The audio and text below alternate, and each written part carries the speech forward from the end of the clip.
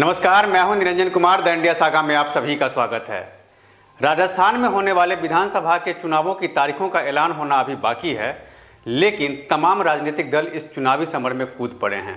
नागौर से सांसद हनुमान बेनीवाल भी अपनी चुनावी समर में कूद पड़े हैं, लेकिन उन्होंने किसी भी दल से गठबंधन नहीं करने की बात कही है। तो हनुमान बेनीवाल राजस्थान में किसका खेल बिगाड़ेंगे, आज हम उसी पर बात करेंगे। राजस्थान में विधानसभा का चुनाव पिछले कुछ चुनावों के मुकाबले अलग होगा।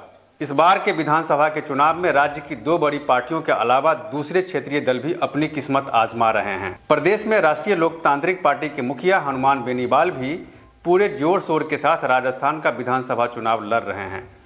बेनीवाल का फोकस जाट बहुल इलाकों, किसान और युवा वर्ग पर है।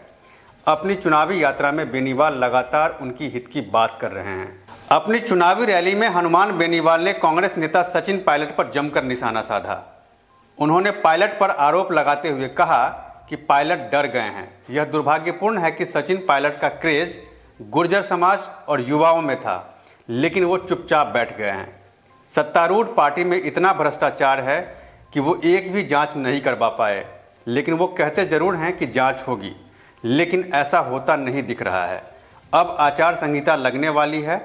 पूरा राजस्थान देख रहा है कि सचिन पायलट की स्थिति क्या है।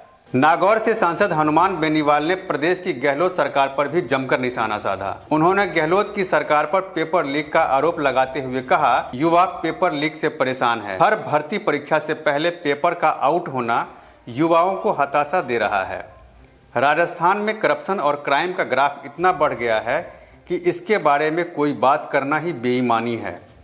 बेनीवाल ने अपनी चुनावी रैली में गहलोत की सरकार पर आरोप लगाते हुए कहा कि अगर सरकार दोबारा ये आती है तो सिर्फ जनता को लूटने का काम करेगी। साल 2018 के विधानसभा चुनावों में राष्ट्रीय लोकतांत्रिक पार्टी को सर्वाधिक वोट जाट बहुल्य वाले 80 सीटों में ही मिले थे। यही वजह है कि हनुमान बेनीवाल का फोकस जाट बहुल सामान्य सीटों से ज़्यादा अनुसूचित जाति वाले सीट पर है। इसके साथ ही बेनीवाल अल्पसंख्यक वोट को भी साधने में जुटे हुए हैं।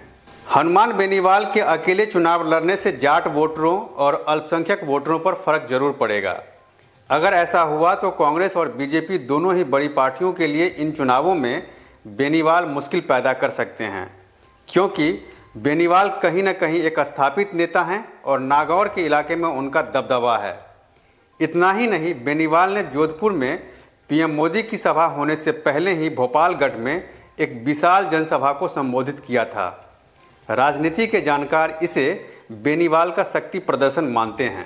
बहरहाल हनुमान बेनीवाल राजस्थान के विधानसभा के चुनावों में बीजेपी और कांग्रेस दोनों में से किसका खेल बिगाड़ेंगे, ये तो आने वाला वक्त बताएगा। लेकिन आप मेरे साथ बने रहें और द इंडिया सागा देखते रहिए।